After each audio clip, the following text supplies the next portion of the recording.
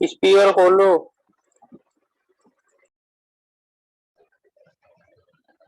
अब आ रही है आवाज? जी आ रही है। नमः समय सहाराय स्वानुभूत्या चकासते चित स्वभावाय भावाय सर्वभावांतरच्छिदे वंदितु सर्व सिद्धे ध्रुवमचल मनोभवम गतिम पत्ते बोचामि समय पाहुर निर्मो सुध केवली भणिदम।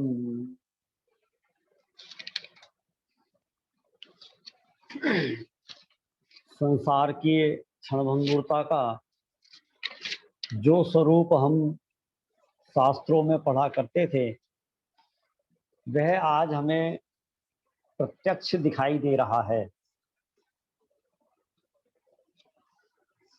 जैसे आगम में, समय सार में आगम का सेवन, युक्ति का अवलंबन, परंपरा, गुरु का उपदेश और स्वानुभव, इन 4 प्रकार से इस शुद्धात्मा को देखा जा सकता है, पहचाना जा सकता है या प्राप्त किया जा सकता है।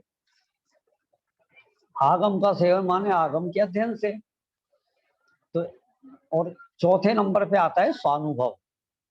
इसी प्रकार से ये संसार का असली स्वरूप, इसका देह की नश्वरता, क्षणभंगुरता, ठीक है, ये अपने सपने, झूठे जग के सपने सारे, झूठी मन की सब आशाएं, ये सब हम आगम में पढ़ा तो बहुत किया करते थे, पढ़ते भी थे और पढ़ाते भी थे। लेकिन आज जो चौथे नंबर का स्वानुभव है, यानी वो प्रत्यक्ष ये स्वरूप अपने को अनुभव में आ रहा है। सम्राट महाबल सेनानी उस क्षण को टाल सकेगा क्या? ठीक है, माने कोई राजा हो, महाराजा हो, सेनाओं वाला हो, चक्रवर्ती हो, उसको टालने में कोई भी समर्थ नहीं है। ऐसा एक भी दिन नहीं जा रहा जब हमारे चित्त परिचितों के कोई वैराग्य के समाचार नहीं आ रहे हों।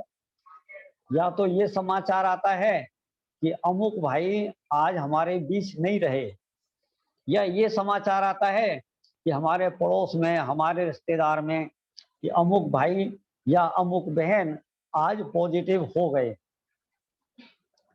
देखो, आज सुबह हमारे स्मारक के एक विद्वान, जिनकी आयु मात्र 37 वर्ष की थी, और आज सुबह सुबह हमारे सामने समाचार आया कि उनकी आयु पूरी हो गई, माने वे कोरोना की जंग से हार गए।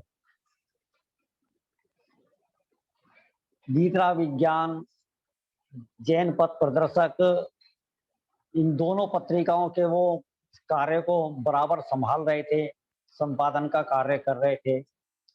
ठीक है, अभी 4 दिन पहले दिन से सभी लोग चर्चा करते थे, पूछते थे, और आज वो अचानक हमारे बीच से चले गए। ठीक है, माने इस क्षण को कौन टाल सकता है?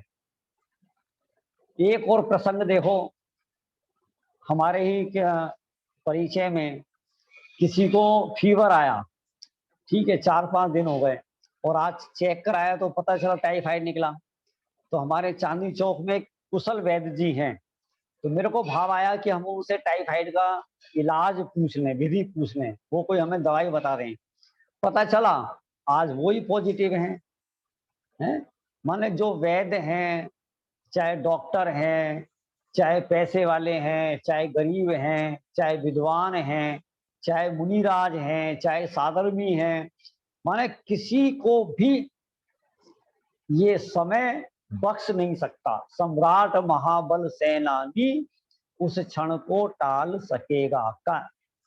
ख्याल में आई कि नहीं आई बात? तो संसार के इस स्वरूप को देखते हुए, वर्तमान परिस्थिति को देखते हुए, आज हम सभी लोगों के जो चित्त क्षुब्ध हो रहे हैं, हम इस दौर से गुजर रहे हैं, हमारे परिणामों में स्थिरता हो, इस भावना से हम 12 भावनाओं पर चिंतन कर रहे हैं। जैसा कि अपन ने कुछ दिनों में पहले नंबर की अनित्य भावना पर चर्चा की, जिसमें अपन ने ये देखा कि इस जगत में कुछ भी नित्य नहीं है। वही जयचंद जी छावड़ा साहब की एक भावना हमारे सामने आई। उन्होंने ये कहा कि द्रव्य रूप करी सर्वथिर, माने द्रव्य दृष्टि से देखा जाए तो इस संसार में कुछ भी अनित्य है ही नहीं। थोड़ा सा विचार करें, इस संसार में अनादिकाल से कितने जीव हैं? तो उत्तर आएगा कि अनंत जीव हैं। ठीक है, सिद्ध शिला पर कितने भगवान है कि अनंत हैं, निगोद में कितने हैं, अनंत हैं। ठीक है, कितने मर गए, कितने मर गए? जो 3 लोक है, 14 राजू उतंग नभ, इसमें जो अनंतानंत जीव राशि है, इसमें कितने जीव मर गए? मरने का मतलब यह है कितने नष्ट हो गए, कितनों का अभाव हुआ। माने एक जीव आज तक नहीं मरा, एक भी जीव कम नहीं हुआ, केवल पर्याय बदली है। समझ में आया कि नहीं आया? तो वही कहना चाहते हैं, द्रव्य दृष्टि से देखा जाए तो इस संसार में सब कुछ स्थिर है, अस्थिर और अनित्य नाम की तो कोई चीज ही नहीं है। पुद्गल है, पुद्गल कितना मर गया, कितना कम हो गया। जैसे जीव अजर अमर है, केवल उसकी पर्याय बदलती है, उसी प्रकार पुद्गल द्रव्य, धर्म द्रव्य, अधर्म द्रव्य, आकाश द्रव्य, काल द्रव्य, छहों द्रव्य अजर अमर हैं। माने कोई द्रव्य नहीं मरता। अनादि काल से आज तक 6 द्रव्य हैं, एक द्रव्य मरकर कम नहीं हुआ और एक द्रव्य नया पैदा होकर 7 नहीं हुए। अनादि से 6 हैं और 6 ही रहेंगे। मैं कब से हूं? मैं भी अनादि काल से हूं। कब तक रहूंगा? अनंत काल तक रहूंगा। समझ में है कि नहीं आया? सचमुच में देह छूटने का नाम मरण नहीं है, है ना? इसका नाम तो द्रव्य मरण है। लेकिन पल पल जो हमारे भय कसाय हो, राग हो, मोह हो, क्रोध हो, ये जो पल पल विभाव भाव हो रहे हैं, जिनसे आत्मा का भाव मरण हो रहा है, सचमुच में आत्मा का असली भाव मरण तो ये है, जिस तरफ हमारा ध्यान नहीं जाता। बात समझ में आ रही कि नहीं आ रही? देह छूट जाए, आत्मा को क्या फर्क पड़ता है? आत्मा में कितना कम हो गया? आत्मा में कोढ़ हो जाए, कैंसर हो जाए, रोग हो जाए, तो आत्मा में क्या कम हो गया? क्या कम हो गया? ज्ञान कम हो गया, दर्शन कम हो गया, चारित्र कम हो गया, सुख कम हो गया। अरे हम स्वाध्याय करने वाले हैं तो हम सबको ये बात पता है कि मैं तो पूरा की पूरा हूं। बात ख्याल में आ रही कि नहीं आ रही? है, हमारे सामने इतने सारे पुराण हैं और पुराणों में इतने सारे दिगंबर मुनिराजों की कहानियां हैं। एक मुनिराज को कोढ़ हो गया, ठीक है, तो भी उन्होंने अपना परमार्थ साध लिया, माने अपना कार्य कर लिया। कोढ़ के काल में भी केवल ज्ञान प्राप्त किया है ना? और कोढ़ के काल में भी केवल ज्ञान प्राप्त किया जा सकता है। बोलो, समझ में आ रही कि नहीं आ रही बात? और सुनो, कोरोना भी हो जाए, समझ, आज हम जो चर्चा कर रहे हैं ना, किस लिए कर रहे हैं? हमारे परिणामों में बल आवे, ताकत आवे। कोरोना हो जाए तो भी, ऑक्सीजन लेवल कम हो जाए तो भी, वेंटिलेटर पे चला जाए तो भी, ये जीव यदि भेद ज्ञान पूर्वक सम्यक दर्शन करना चाहे तो कर सकता है कि नहीं कर सकता है, बोलो आप। अरे हाँ कि ना, आप तो इशारा करे करो, समझ में आए कि ना? तो भी सम्यक दर्शन कर सकता है, बस आत्मबल चाहिए, भेद विज्ञान चाहिए, दृढ़ता चाहिए। समझ में आ रही कि नहीं आ रही बात? है ना? ये तो हमारे स्वाध्याय का फल सामने आना चाहिए। कितने जीवों ने तीव्र से तीव्र पाप के उदय में अपना काम किया है और कर सकता है। बाहर के पाप के उदय से आत्मा में कुछ भी कम नहीं हो सकता। समझ में क्या? तो द्रव्य रूप करी सर्व थिर, द्रव्य दृष्टि से देखा जाए तो इस जगत में सब कुछ नित्य है, अनित्य है, अनित्य है, अनित्य है, कुछ भी नित्य नहीं है, सब नष्ट हो जाएगा, देह मर जाएगी। ये बात तो हमने बहुत की, पहले हमने 5-6 दिन यही चर्चा करी है। समझ में है कि नहीं है? कुछ भी रहने वाला नहीं है, सब नष्ट होने वाला है। लेकिन अब अपन ये चर्चा कर रहे हैं कि कुछ भी नष्ट होने वाला नहीं है। नष्ट तो कुछ होता ही नहीं है। हिसाब पर्याय तो नष्ट हो जाती है ना, पर्याय भी नष्ट नहीं होती है। हमारी पीछे भूतकाल की अनंत पर्याय, अनंत पर्याय। पिछली पर्याय में देव था, उससे पहली पर्याय में नारकी था, उससे पहली पर्याय में त्रियंच था। ठीक है ना? सारी की सारी मेरी भूतकाल की पर्याय आज भगवान के ज्ञान में झलक रही कि नहीं झलक रही? कौन सी नष्ट हुई है बोलो? कोई सी भी नष्ट नहीं हुई। समझ में है कि नहीं? पर्याय बदलती है, बस पर्याय बदलती है। और क्या है, भगवान के ज्ञान से देखा जाए, ठीक है, केवल ज्ञान के एंगल से देखा जाए, वस्तु स्वरूप के एंगल से देखा जाए, तो एक एक समय में एक एक द्रव्य की एक एक पर्याय अपने स्थान पर खचित है, खचित। समझ में आया कि नहीं? आगे की हमारी एक एक समय की पर्याय है, भविष्य की एक एक समय, भले हमारे ज्ञान का विषय नहीं बन गई। काश आज केवली भगवान यहाँ विराजमान हो और वो हम उनसे पूछें कि हमारी आयु कब पूरी होगी, तो वो कहेंगे मान लो 10 साल में। अगली पर्याय कौन सी होगी? कि तुम्हारी देव पर्याय। देव पर्याय में कौन सी? कि आपका दूसरे नंबर का स्वर्ग होगा। क्यों बता रहे हैं? क्योंकि मेरी आगामी एक एक पर्याय खचित है, निश्चित है। उसे हम जान तो सकते हैं लेकिन बदल नहीं सकते। क्या कहा? हम अपनी आगामी पर्यायों को जान तो सकते हैं लेकिन बदल नहीं सकते, बदल नहीं सकते। अब इस बात को समझने से कितना निर्भरपना आता है, कितना निर्भरपना आता है। बदल नहीं सकते। मान लो जिस लेवल का असाता कर्म का उदय आना होगा, है ना, जब आयु पूरी होनी होगी, जिस क्षण मुझे अगली पर्याय में जाना होगा, वो सब निश्चित है। हमारे चाहने से, हमारे करने से कुछ नहीं होने वाला। जो जो पर्याय हैं जिनका उदय होगा, उनको मैं जान तो सकता हूं लेकिन कर कुछ नहीं सकता।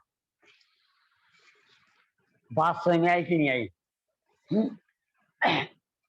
हमारे दिल्ली में एक युवा साथी का वियोग हुआ, ठीक है, हॉस्पिटल में है।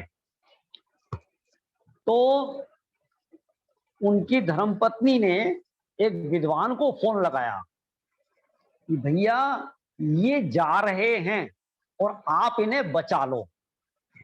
सच्ची घटना, अभी कल की।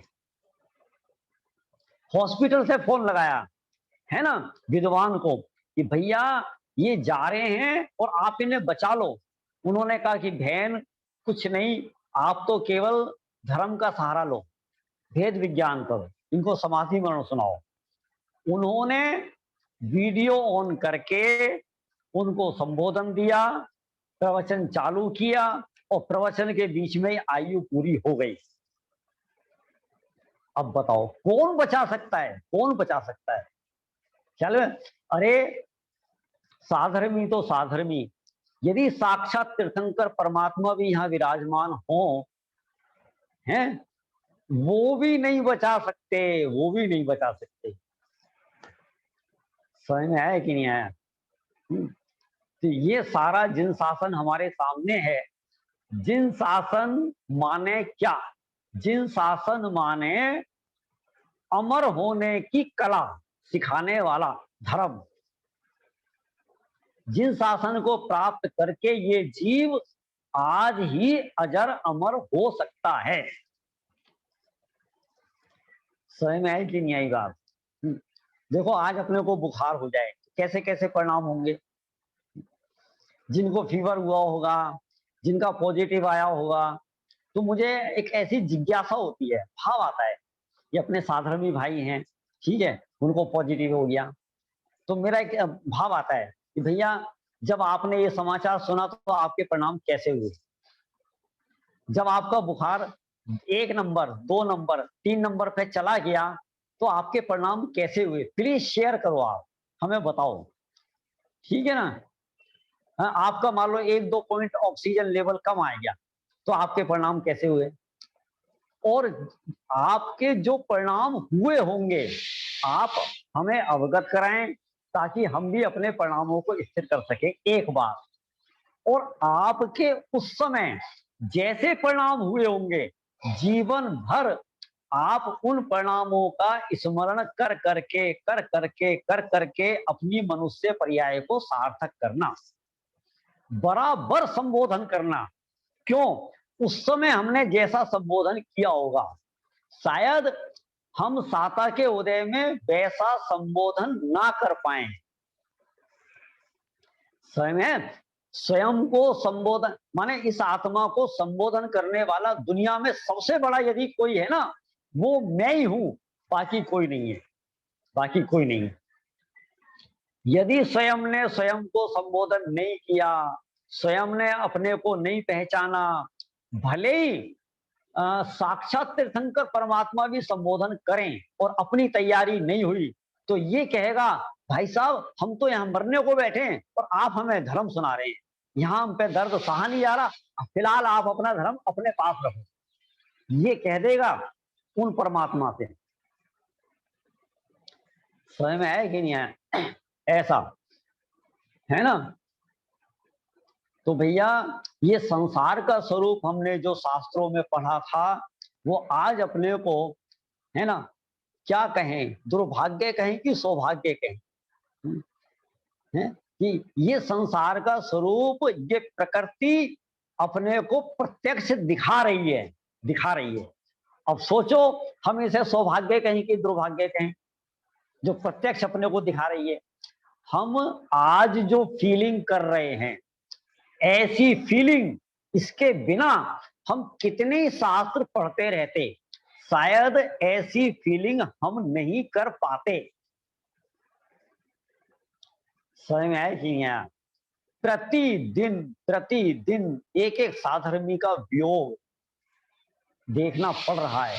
प्रतिदिन प्रतिदिन वैराग्य सभाएं हो रही है, उनको अटेंड करना पड़ रहा है। समझ में आई कि नहीं आई बात?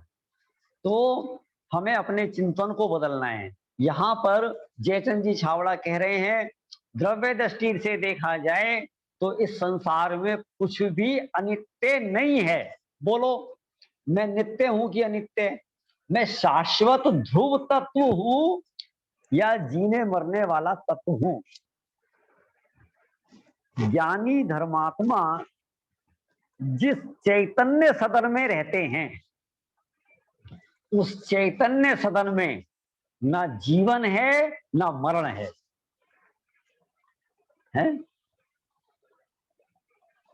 सोचो, आज हमें एक ऐसे बंकर में बैठा दिया जाए कि जिसमें बैठने पर आदमी अमर हो जाता है, अमर हो जाए। अब उसके अमर होने, वो बंकर में बैठ गया और उसमें खिड़कियां हैं, खिड़की से बाहर देखे तो कितने जीवों का जन्म हो रहा है और कितने जीवों का मरण हो रहा है। तो वो आदमी क्या करेगा कि खिड़की से मात्र जान रहा है, देख रहा है, स्वयं तो अमर को प्राप्त हो गया। ऐसे ही अपना जो चैतन्य सदन है वो बंकर से कम नहीं है। तो जो अपने चैतन्य सदन में बैठ जाते हैं वो ज्ञानोपयोग की खिड़की से बाहर देखते हैं। क्या देखते हैं?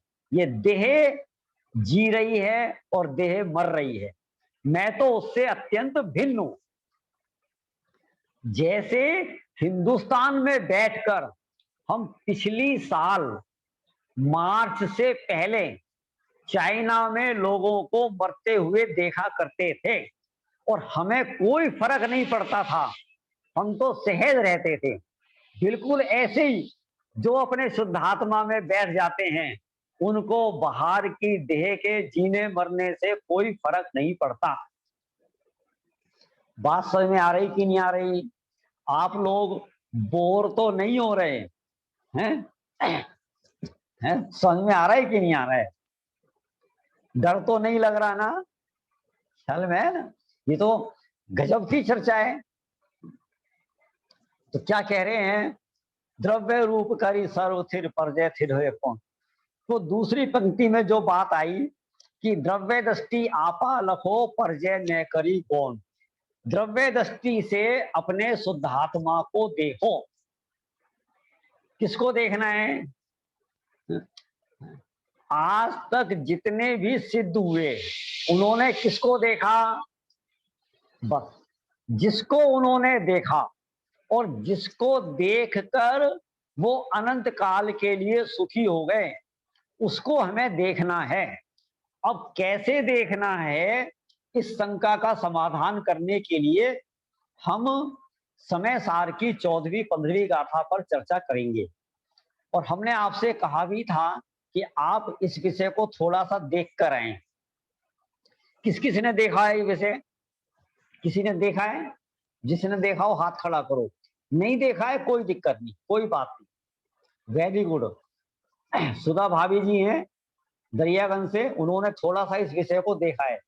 और किसने देखा है? मानसी हाथ खड़ा करो। हैं? नहीं देखा? बाला आंटी आपने देखा है? हाथ खड़ा करो। नहीं देखा है? पिंकी भाभी, देखो बहुत सारे लोग तो वीडियो पे नहीं आते हैं, ठीक है ना? मुझे लगता है कि वो डरते हैं इस चीज से, है ना? वीडियो बंद क्यों कर देते हैं उनको समझ में नहीं आता। 30 लोग यहाँ पर उपस्थित हैं और 30 में से 6 लोग केवल वीडियो पर हैं। चलिए कोई बात नहीं। डॉक्टर के सामने कभी भी छिपाना नहीं चाहिए, ठीक है? और जहां ये जिनवानी विराजमान है तो वो तो हमारा इलाज करने के लिए तैयार बैठी हैं और उनसे इलाज होगा और उनसे अपन छिपेंगे। मैं यदि आपसे ये कहूं ना कि कल हमारे देश के प्रधानमंत्री नरेंद्र मोदी के साथ आपकी मीटिंग होने वाली है ना? और आपसे वो कुछ पूछेंगे, आप बता देना। फिर देखो आप कैसे तैयार होकर बिल्कुल अच्छे क्रीम पाउडर भी शायद लगा के बैठ जाए तो कोई बड़ी बात नहीं होगी, है ना? क्यों? नरेंद्र मोदी हैं, हमारे देश के प्रधानमंत्री हैं, तो उनसे अपन छिपना नहीं चाहेंगे, उनके सामने प्रकट होना चाहेंगे। और 3 लोग का कल्याण करने वाली जिनवाणी माता है। तो खैर चलिए आगे। वैसे आप है ना, मुझे ऐसा लगता है कि आपको डर इस बात का लगता होगा कि हमसे कोई पूछ ना लें। वैसे मैं ज्यादा कठिन भी नहीं पूछता हूँ, ठीक है ना? बस ये ध्येय रहता है कि आप लोगों को समझ में आ रहा है कि नहीं आ रहा है, बस इतना सा भाव अपने को रहता है, ठीक है? चलिए अब देखो, सबसे पहले 5 बोलों के माध्यम से मैं आपको ये बताना चाहता हूं कि इस जीव ने आज तक इस आत्मा को कैसे देखा है। कैसे देखा है माने पर्याय दृष्टि से देखा है। पर्याय दृष्टि से कैसे देखा है? समय सार पेज नंबर 37 भावार्थ। आत्मा 5 प्रकार से अनेक रूप दिखाई देता है, 5 प्रकार से। तो इसने अनेक रूप से देखना माने पर्याय से देखना, भेद से देखना, ठीक है ना। तो इसका नाम है अनेक रूप से देखना। कैसे देखा है इसने आज तक आत्मा को? अनादि काल से कर्म पुद्गल के संबंध से बंधा हुआ और उनके स्पर्श वाला दिखाई देखा है। क्या कहा? आज तक हमने इस आत्मा को कर्म से बंधा हुआ ही देखा है। ऐसा कभी कर्म से रही देखा है? कर्म से बंधा हुआ भाव कर्म और द्रव्य कर्म से बंधा हुआ तो शायद नहीं देखा हो। लेकिन ये शरीर है ना, शरीर, ये शरीर हमारा 9 कर्म है। माने हमने इस आत्मा को शरीर के बिना आज तक नहीं देखा। देखने की बात तो बहुत दूर है। माने शरीर के बिना आज तक हमने इसकी कल्पना भी नहीं की है। माने शरीर को ही आत्मा माना है, शरीर के बिना आत्मा माना ही नहीं है। आप अपने अपने हृदय पे हाथ रख के देखो, अपनी अपनी मान्यता को टटोलो कि इसके अलावा कोई आत्मा की कल्पना की है? मैं कौन हूं कि जो दर्पण में दिखाई देता है? जब जब ये जीव दर्पण के सामने जाता है तो जो दर्पण में दिखता है वो वहां ये मान्यता रहती है कि ये मैं हूं, बस।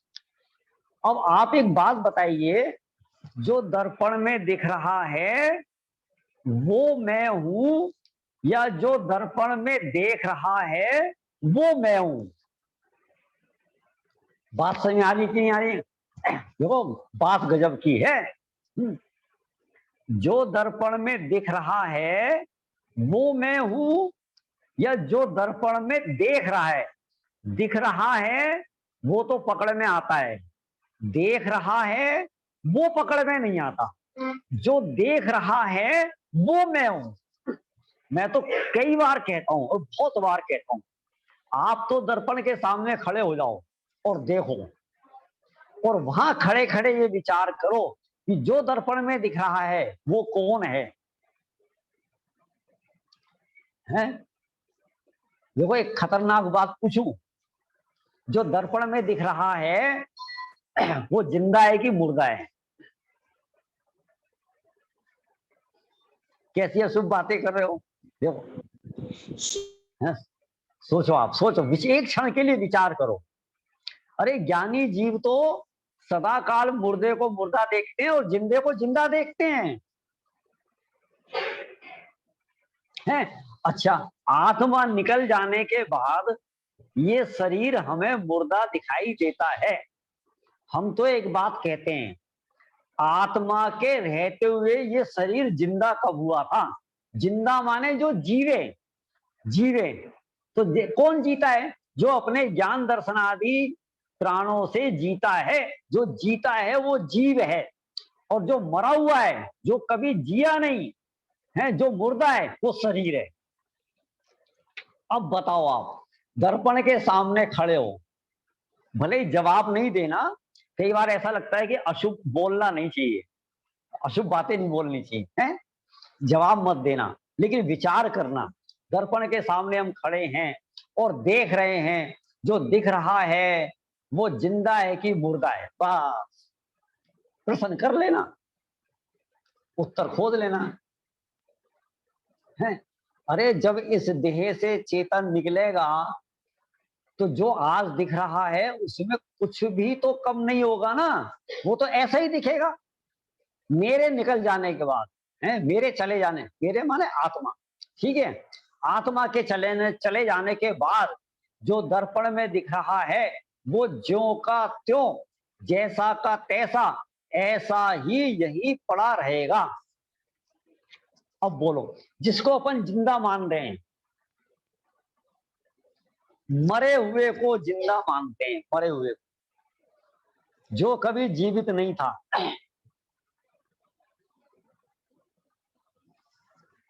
हम भाई लोग जब कभी शमशान यात्रा में जाते हैं और शमशान घाट में पहुंचते हैं तो कुछ बुजुर्ग लोग भी वहां पर होते हैं, है ना।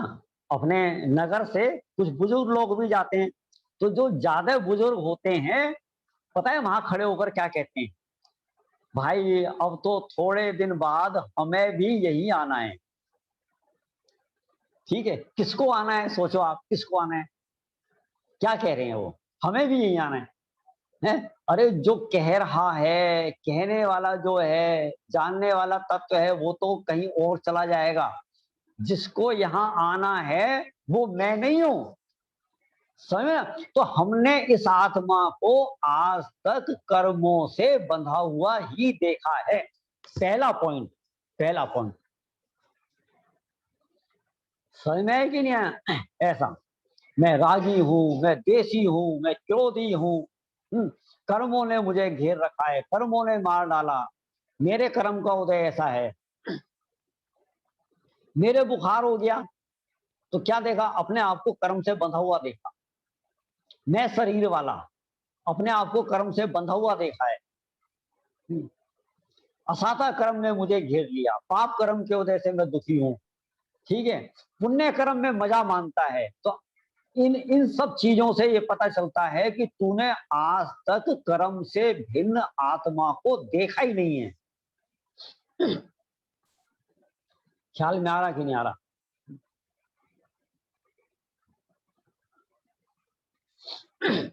अष्टकर्म दहनाएं धूपम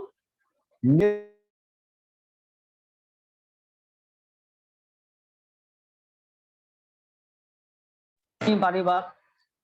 अष्टकर्म से का दहन करने के लिए हे भगवान, मैं आपके सामने धूप चढ़ाता हूं। ठीक है, आपको, आप उस अष्टकर्म में तीर्थंकर प्रकृति का भी नाश देख रहे हो कि नहीं देख रहे हो? बोलो। तीर्थंकर प्रकृति है, पुण्य प्रकृतियां हैं, देव पर्याय है। ठीक है, इनके प्रति तो अपने को बड़ी मिठास रहती है। जिनको साता प्रकृतियों के प्रति मिठास रहती है, उनको चाहता है, तो समझना अपने आप को कर्म से रहित नहीं देख सकता। बात समझ में आई कि नहीं आई? तो इस जीव ने अनादिकाल से इस आत्मा को कर्म से बंधा हुआ और कर्म से स्पर्श किया हुआ देखा है। पहला पॉइंट। दूसरा पॉइंट, कर्म के निमित्त से होने वाली नर नारक आदि पर्यायों में भिन्न भिन्न स्वरूप से दिखाई देता है। माने क्या कहा? अनादिकाल से ये आत्मा नरक आदि पर्यायों से भिन्न भिन्न रूप दिखाई देता है। महावीर भगवान, आदिनाथ भगवान के समय में क्या थे? मारीच, मारीच की पर्याय। ठीक है, जिस पर्याय में सम्यक दर्शन हुआ वो कौन सी पर्याय थी? सिंह की पर्याय। जिस पर्याय में केवल ज्ञान हुआ वो कौन सी पर्याय? महावीर की पर्याय। और आज कौन सी पर्याय है? सिद्ध पर्याय है। अब देखना, हम एक आत्मा को चार रूपों में अपन देख रहे हैं, एक ही आत्मा को। कभी वो हमें सिंह दिखाई देता है, कभी मारीच दिखाई देता है, कभी महावीर दिखाई देता है, और कभी सिद्ध दिखाई देता है। तो जैसे ये उदाहरण में एक आत्मा को हमने अलग अलग रूपों में देखा, वैसे ही ये जीव जिस पर्याय में जाता है उस पर्याय में अपने को अलग अलग पर्याय से देखता है। समझ में आया कि नहीं? न केवल देखता है, अपितु जो पर्याय धारण करता है उसी में ऐसा ही अहम स्थापित करता है। समझ में आई कि नहीं आई बात? मैं उदाहरण देता हूं, ठीक है ना? लगभग लगभग फिर हमारे उदाहरण घूम फिर के आ ही जाते हैं। ठीक है ना? आप भी प्रैक्टिकल करके देख लेना। जैसा मैं उदाहरण दे रहा हूं, क्या है, जो पर्याय धारण करता है उसी में अहम स्थापित करता है। ठीक है, एक कमरे में हमने 10 लोगों को सुलाया, और सुलाने के बाद रात को हमने आवाज दी 2 बजे, हे चेतन उठो। क्या कहा? हे चेतन उठो। लेकिन 10 लोगों में से एक भी नहीं उठा, एक भी नहीं उठा। अच्छा, अब अगले दिन हमने आवाज दी, हिमांशु भाई उठो। अब कौन उठा? हिमांशु। बाकी के 9 लोगों को पता भी नहीं चला, पता भी नहीं चला। हमने आवाज लगाई हिमांशु, तो हिमांशु उठ गया। फिर अगले दिन फिर आवाज लगाई, हमने कहा प्रिंस भाई, तो प्रिंस भाई उठ गए। तीसरे दिन हमने आवाज लगाई नीरज भाई, तो नीरज भाई उठे। बाकी कोई नहीं उठा, बाकी कोई नहीं उठा। ऐसा क्यों हो रहा है? क्योंकि पर्याय में अपनापन मान रखा है। क्योंकि सोते हुए भी, सोते समय भी, जागने की बात तो बहुत दूर छोड़ो, सोते समय भी इसका वर्तमान पर्याय में कितना अहम पड़ा हुआ है, ये मैंने प्रैक्टिकल करके आपको दिखाया है, और आप भी प्रैक्टिकल करके देख लेना। अब 10 की 10 लोगों का नाम चेतन, चेतन स्वरूप चेतन है, आत्मा है। ठीक है, हम कहें हे आत्मन उठो, कोई नहीं उठेगा। क्यों? क्योंकि उसमें उसका अहम नहीं है। माने आज तक हमने अपने को आत्मा स्वीकार नहीं किया, माना नहीं, और मानने को तैयार भी नहीं है। देखो, अब मान लो हमारे को 5 साल, 10 साल, 15 साल स्वाध्याय करते करते हो गए। ठीक है, आत्मा भिन्न है, शरीर भिन्न है, द्रव्य क्रम भाव क्रम नौकर से मैं न्यारा हूं, मैं तो ज्ञान दर्शनमय तत्व हूं, मैं तो अनादि अनंत शुद्ध हूं। इतना पढ़ने के बाद भी पर्याय से अहम नहीं छूटा, और द्रव्य में अहम नहीं आया। द्रव्य दृष्टि आपा लखो, जो छावड़ा जी कह रहे हैं 12 भावना में, समझ में है कि नहीं है? मतलब स्वाध्याय का फल तो ये आना चाहिए था कि पर्याय का अहम घटे और द्रव्य का अहम आए। बोलो, मैं जीव हूं, मैं ज्ञान दर्शनमयी हूं, मैं उपयोग स्वरूप हूं, मैं आत्मा हूं, मैं सिद्ध समान हूं, मैं शाश्वत हूं, शुद्ध चिद्रूपो अहम, मैं ज्ञानानंद स्वभावी हूं। ऐसा विचार करना, कितना द्रव्य में अहम आया, कितना हमने द्रव्य से देखा है अपने आप। तो दूसरे नंबर का क्या आया कि कर्म के निमित्त से जो नर नारकादि पर्याय होती हैं, उन पर्यायों से इस आत्मा को भिन्न भिन्न देखता है। पहला पॉइंट क्या था, आप भूल नहीं जाना।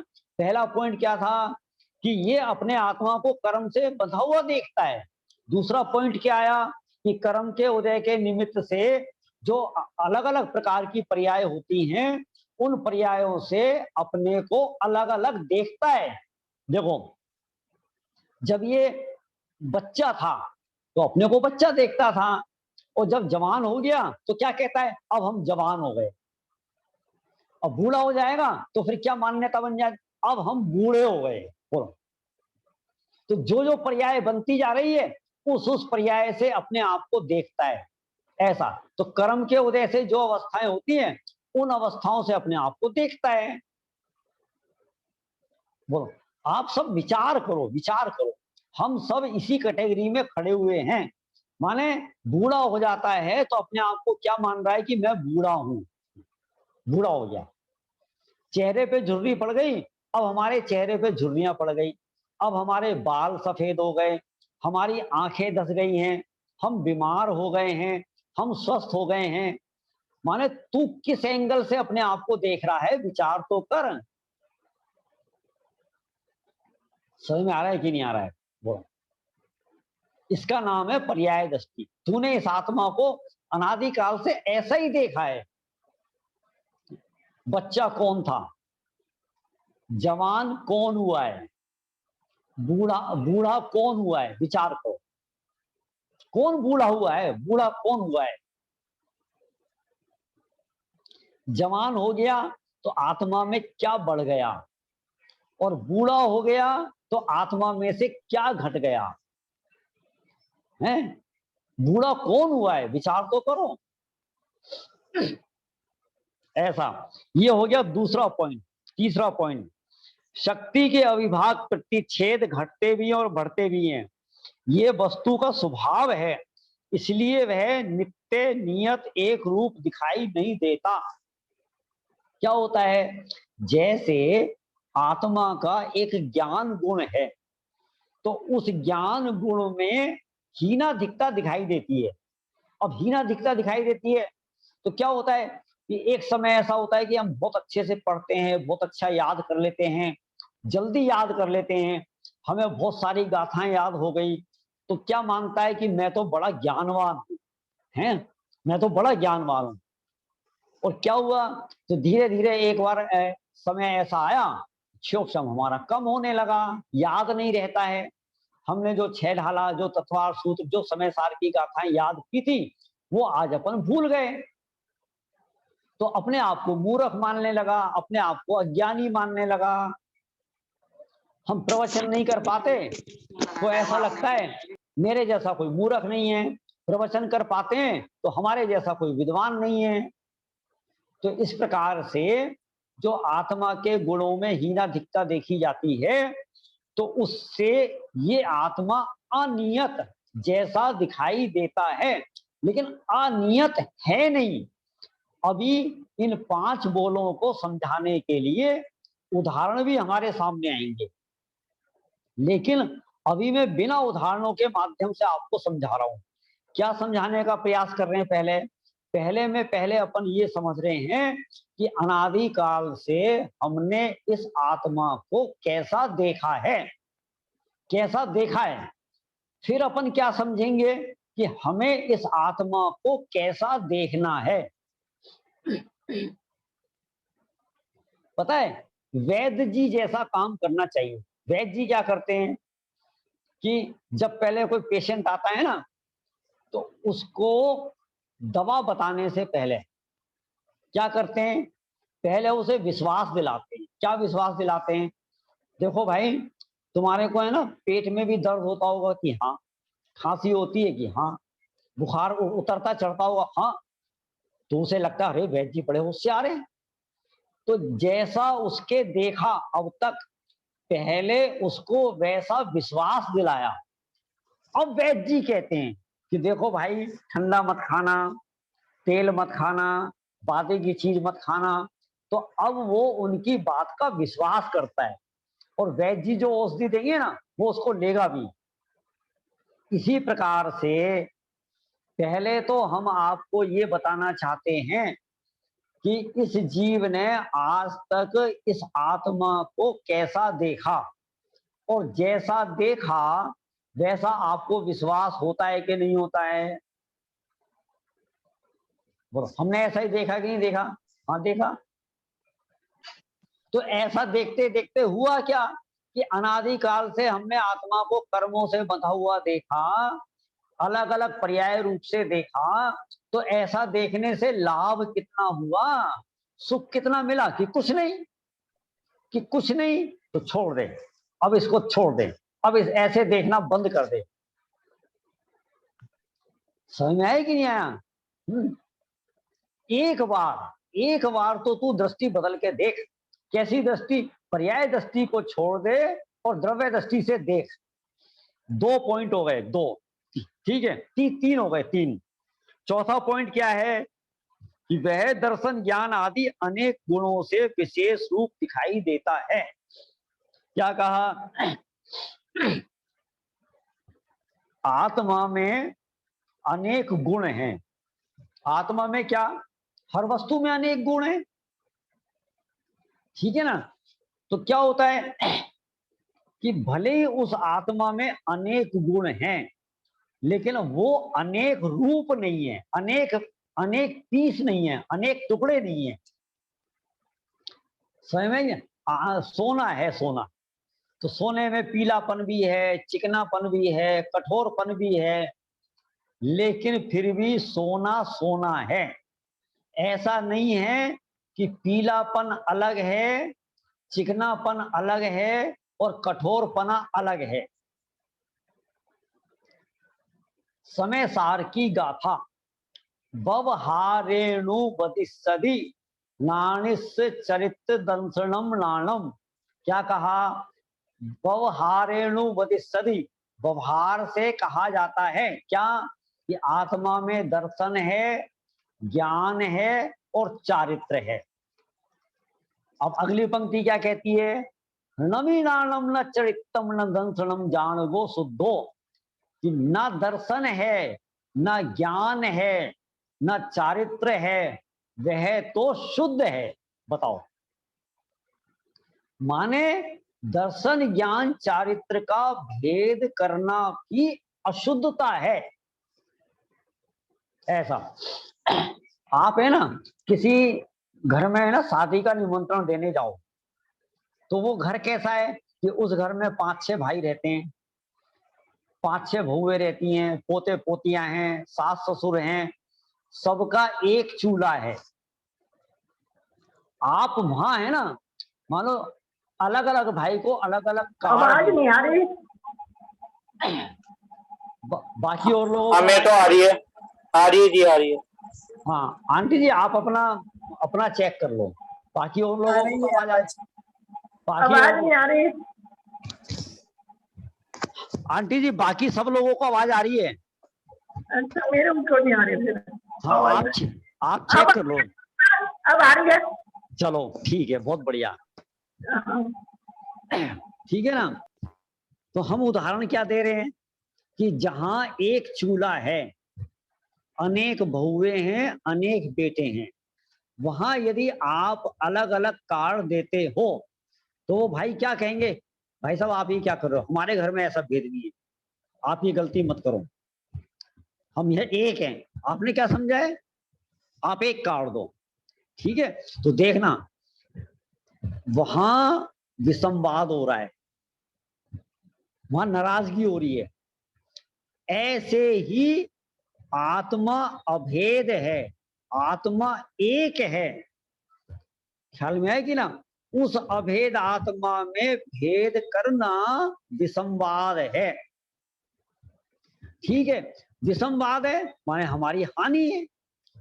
आत्मा को समझना हो तो आत्मा में भेद करना, और आत्मा को प्राप्त करना हो तो आत्मा में अभेद करना। यदि आत्मा में भेद करते रहे तो आत्मा प्राप्त होने वाला नहीं है। बात समझ में आई कि नहीं आई? तो क्या कहा चौथा पॉइंट कि ये दर्शन ज्ञान चारित्र आदि गुणों से के भेद से अलग अलग देखता है। पांचवा पॉइंट, कर्म के निमित्त से होने वाले मोह राग द्वेष आदि परिणामों कर सहित वह सुख दुख रूप दिखाई देता है। ये पांचवा पॉइंट है। पांचवा पॉइंट क्या है कि कर्म के निमित्त से आत्मा में मोह राग द्वेष सुख दुख आदि भाव होते हैं। ये आत्मा उन औपाधिक भावों से सहित देखता है, सहित संयुक्त देखता है, मिला हुआ देखता है।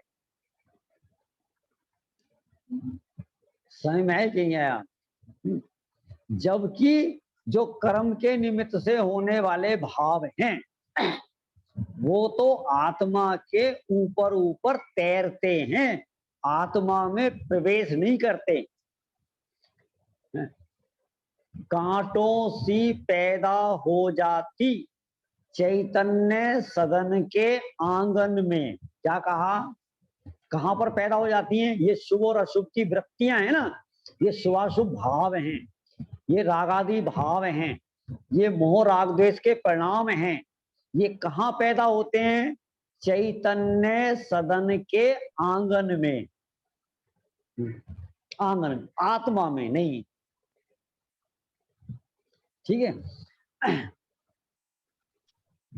पेट में कीड़े हो जाते ना, अब पहले बहुत हुआ करते थे, आज नहीं होते हैं, ठीक है ना। तो ये उदाहरण पहले दिया जाता था, ठीक है। पेट में कीड़े, यानी कीड़े पेट नहीं है, पेट कीड़े नहीं है, दोनों अलग अलग हैं। ऐसे ही आत्मा में राग, आत्मा राग नहीं है, राग आत्मा नहीं है। राग से संयुक्त इस जीव ने आत्मा को आज तक देखा है, ख्याल में। तो अब यहाँ आचार्य भगवान क्या कहते हैं कि भैया तू एक बार राग से भिन्न आत्मा को देख तो सही। 3-4 दिन पहले हमने उदाहरण दिया था, हमारी हीरे की अंगूठी, सोने की अंगूठी है और उसमें हीरा लगा हुआ है और वो गारे में गिर गई। तो गारे में गिरने के बाद भी हम उसे गारे से रहित देख रहे कि नहीं देख रहे? ऐसे ही इस आत्मा को राग से संयुक्त देखना अपराध है। जिस व्यक्ति ने उस अंगूठी को ये मान लिया कि अंगूठी मैली हो गई है, अंगूठी में कचरा लग गया, अंगूठी अशुद्ध हो गई, वो व्यक्ति उस अंगूठी को कभी प्राप्त नहीं कर सकता। जैसे वो व्यक्ति उस अंगूठे को प्राप्त नहीं कर सकता, वैसे ही ये आत्मा, जिसने इस आत्मा को रागी मान लिया, द्वेषी मान लिया, संसारी मान लिया, पापी मान लिया, वो व्यक्ति इस आत्मा को प्राप्त नहीं कर सकता। समझ कि नहीं? आत्मा शुद्ध है और तूने माना अशुद्ध, तो तेरी खोज बंद हो गई। क्या कहा है? शुद्ध आत्मा को तो अशुद्धता से कैसे खोज सकता है? एक व्यक्ति है, मेले में खो गया, और वो जो खोया है उसने सफेद कुर्ता पजामा पहन रखा था। अब तूने ये मान लिया कि उसने काली पैंट शर्ट पहन रखी है और वो मेले में ढूंढ रहा है, कब मिल जाएगा वो व्यक्ति? सफेद कुर्ते में सामने आने पर भी वो व्यक्ति मिलने वाला नहीं है। वो व्यक्ति है कैसा? कि सफेद कुर्ता पजामे वाला, और ढूंढ किसको रहा है? काले पैंट शर्ट में। ऐसे ही तू जिस आत्मा को खोज रहा है वो आत्मा कैसा है? कि त्रिकाल शुद्ध है, ज्ञान स्वरूप है, उपयोगमयी है, द्रव्य कर्म भाव कर्म नो कर्म से रहित है स्वभाव से। और तू कैसा ढूंढ रहा है? अशुद्ध आत्मा। तो तुझे आत्मा कब मिल जाएगा? बात समझ में आई कि नहीं आई? तो इस प्रकार से शुद्ध आत्मा को पाने के लिए पहले उस आत्मा को शुद्ध स्वीकार करना पड़ेगा। आप छल ग्रहण नहीं करना, छल ग्रहण नहीं करना, ठीक है? क्या छल ग्रहण नहीं करना कि साहब आत्मा तो अशुद्ध है, हम शुद्ध कैसे स्वीकार कर लें? हैं? ये ऐसा कैसे हो सकता है? आत्मा रागी है और आप कहते हो कि वीतरागी मान लो, आत्मा संसारी है, हम है ना, और आप कहते हो कि उसे मुक्त मान लो। नहीं नहीं, ये बात हमें समझ में नहीं आ रही। हम बार बार एक बात कह रहे हैं कि आप पर्याय दृष्टि से मत देखो। पर्याय दृष्टि से देखते हो तो आत्मा आपको रागी दिखाई देगा, संसारी दिखाई देगा, अशुद्ध दिखाई देगा, द्रव्य कर्म भाव कर्म नो कर्म वाला दिखाई देगा। समझ में आएगी ना? तो हम तो ये कह रहे हैं कि आप द्रव्य दृष्टि से देखो। गारे में मिली हुई अंगूठी को जैसे अपन गारे से भिन्न देख लेते हैं, उसी प्रकार से अशुद्धता से सहित, रागादि से सहित आत्मा को भिन्न देखना है। बस इतनी सी बात है। नहीं तो इतना द्रव्य स्वभाव और पर्याय स्वभाव का खेल नहीं समझ पाए तो ये जीव स्वच्छंदी भी हो सकता है। ख्याल में आए कि ना? अकेले पर्याय से देखेगा पर्याय दृष्टि, अकेले द्रव्य से देखेगा तो भी एकांत दृष्टि है। समझ में आए कि ना? तो इस प्रकार से अपना समय हो रहा है, और अपनी बात को हम यहाँ पर विराम दे रहे हैं। बाकी की चर्चा अपन कल करेंगे।